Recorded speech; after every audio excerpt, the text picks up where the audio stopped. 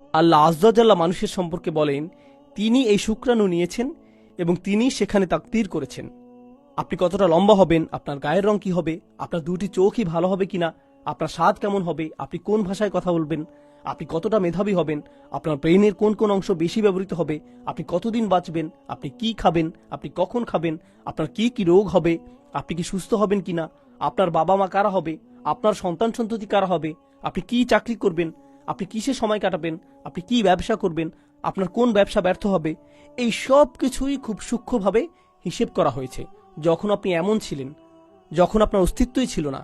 মিন নুতফা খলাকাহু ফাকাদ্দারাহ, তিনি তার পুরো জীবনকে হিসেব করেছেন, খুবই সূক্ষ্মভাবে হিসেব করেছেন। সুবহানাল্লাহ, এটা আমাদের আকীদার অংশ, তাকদীর।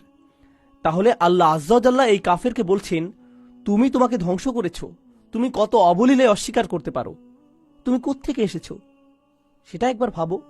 তোমাকে কতটা ক্ষুদ্র জায়গা থেকে সৃষ্টি করা হয়েছে, আমি তোমাকে এখান থেকে সৃষ্টি করেছি, এরপরও তুমি সন্দেহ করছো। তোমরা সবাই এটা ভুলে গিয়েছো এবং কতটা অবলীলায় তোমরা এই সব কিছুকে অস্বীকার করছো। এর বিপরীতে সূরা নাজিয়াতের বর্ণনাটি দেখুন, সেখানেও আল্লাহ মানুষকে তার অবস্থান সম্পর্কে বলছেন। সেখানে তিনি বলছেন, ওয়া আনতুম আশাদ্দু খালকান আমিস সামা বানাহা, তোমাকে বানানো কি বেশি কঠিন কিছু, নাকি এই সুউচ্চ আকাশমণ্ডলী। রাফা আসামকাহা ফাসাওয়াহা, তাহলে আমাদের সাথে আকাশের তুলনা করা হয়েছে। এখানে আমাদেরকে আমরা কোত্থেকে এসেছি তার সাথে তুলনা করা হয়েছে, নুতফা থেকে। সুবহানাল্লাহ। এবং এই জায়গাতেই আল্লাহ অহংকারকে চূর্ণ করেছেন আলাদাভাবে। এরপর তিনি বলছেন, সুম্মা সাবিলা ইয়াসসারাহ, এটা বিশেষভাবে সেই পথ যা আল্লাহ মানুষের জন্য তৈরি করেছেন, তিনি তার জন্য সহজ করেছেন। আলেমগণ মন্তব্য করেছেন, এটা হচ্ছে সেই পথ সাবিল যার মাধ্যমে সন্তান মায়ের গর্ভ থেকে বের হয়ে আসে। তুমি কি নিজেই এই রাস্তা তৈরি করেছো? আল্লাহ আজ্জা জাল্লা তোমার জন্য এই রাস্তা তৈরি করেছেন যাতে তুমি পৃথিবীতে আসতে পারো। তুমি কতটা ক্ষুদ্র যে তুমি নিজে সেই পথে যেতে পারতে না, আল্লাহ তোমার জন্য একে সহজ করেছেন। সুম্মা সাবিলা ইয়াসসারা, এরপর আলেমগণ মন্তব্য করেছেন, একই সাথে আল্লাহর খুলে দেয়া এই সাবিল, এই পথ হচ্ছে সেই পথ যা আল্লাহর দেখানো হেদায়েত রয়েছে, অর্থাৎ আল্লাহ তোমার জন্য হেদায়েতের পথকে সহজ করেছেন।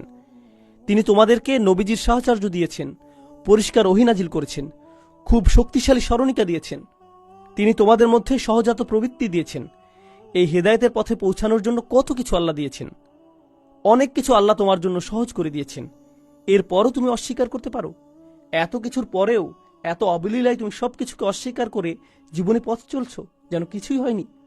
সুম্মা সাবিলা ইয়াসসারা, এরপর আল্লাহ আজ্জা জাল্লা বলছেন, সুম্মা আমাতাহু ফাআকবারাহ, তোমার জন্য সেই পথকে সহজ করার পরে, পৃথিবীতে চলার পথ সহজ, হেদায়েতের সহজ পথ, জীবনের প্রতিটি ধাপকে সহজ করার পর, সুম্মা আমাতাহু, এরপর তিনি তাকে মৃত্যু দেন। তুমি নিজে তোমার মৃত্যু ঘটাতেও পারো না। তুমি মনে করেছো তোমার জীবনের নিয়ন্ত্রণ তোমার হাতে, তোমার মৃত্যুর নিয়ন্ত্রণই তো তোমার হাতে নেই। ফাআকবারাহু, এরপর তিনি তাকে কবরে পাঠান, তিনি তাকে কবরস্থ করেন। ফাআকবারাহ, তার মৃত্যুর পর। আরবিতে কবর শব্দ দিয়ে বোঝায় পৃথিবীতে প্রবেশ করা। অতএব যদি তোমাকে পুড়িয়ে ফেলাও হয় এবং তোমার ছাই বাতাসে উড়িয়েও দেওয়া হয়, কিংবা যদি তোমাকে তিমি মাছ খেয়ে ফেলে, পরিশেষে সব প্রাণী নিঃশেষ হবে। নিঃশেষ হয়ে কোথায় যাবে? পৃথিবীতেই। সবকিছুই পৃথিবীতেই পুনরায় ফিরে আসবে। ফাআকবারাহ, তুমি কবরস্থ হও বা না হও, ভেসে যাও বা যাই হোক, পরিশেষে তোমাকে পুনরায় পৃথিবীতেই ফিরে আসতে হবে।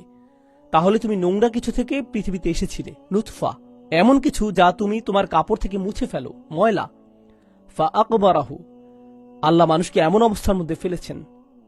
এরপর তিনি বলেন, সুম্মা ইযা শাআ, এরপরে, এর অনেক পরে, যখন তাকে কবরস্থ করা হবে, তারপর কি হবে?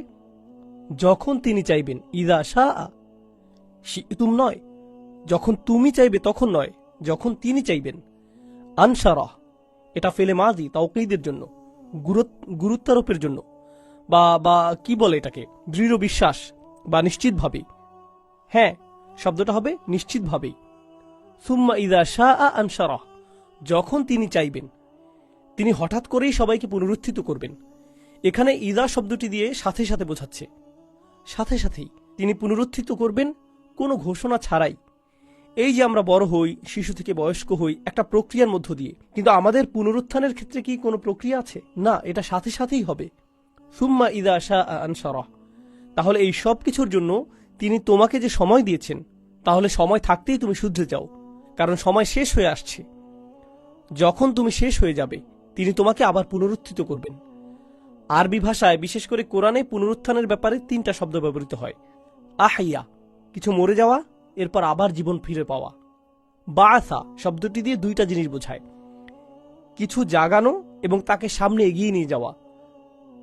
অর্থাৎ আল্লাহ আমাদেরকে জাগিয়ে তুলবেন এবং আমাদেরকে সেই স্থানে পাঠাবেন যেখানে আমাদের থাকার কথা।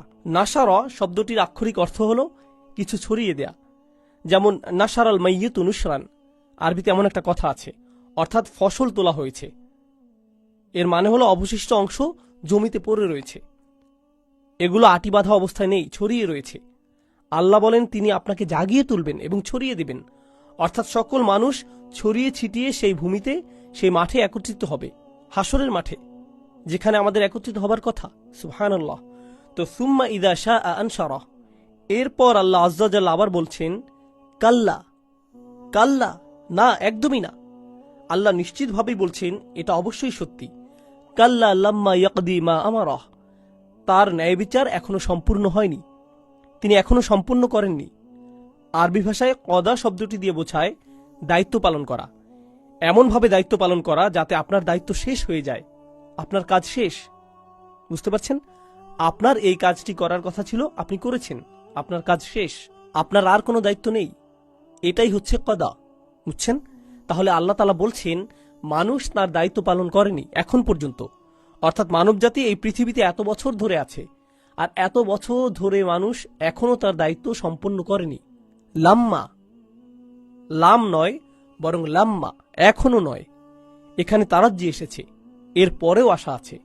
কেবল লাম্মা শব্দটির কারণে এখানে বোঝা যাচ্ছে এখনো আশা আছে। তিনি যা করতে নির্দেশ দিয়েছেন সে তা করেনি, তার রব যা করতে বলেছেন আমারাহু, তিনি অর্থাৎ আল্লাহ যা নির্দেশ দিয়েছেন সে এখনো তা সম্পন্ন করেনি। এখনো পর্যন্ত এতবার মনে করিয়ে দেওয়ার পরেও, স্মরণ করিয়ে দেওয়ার পরেও সে এখনো আর দায়িত্ব পালন করেনি। সুবহানাল্লাহ। সূরার শেষ পর্যায়ে এসে এটা খুবই শক্তিশালী একটা মন্তব্য। এত কিছুর পরেও এখনো আপনার জন্য আশা আছে, আপনি এখনো তা সম্পূর্ণ করেননি, তারপরেও আপনার জন্য আশা আছে। লাম্মা ইয়াকদি মা আমারাহ, এরপর আল্লাহ আজ্জা জাল্লা বেশ ইতিবাচক ভাষায় শক্তি যোগাচ্ছেন।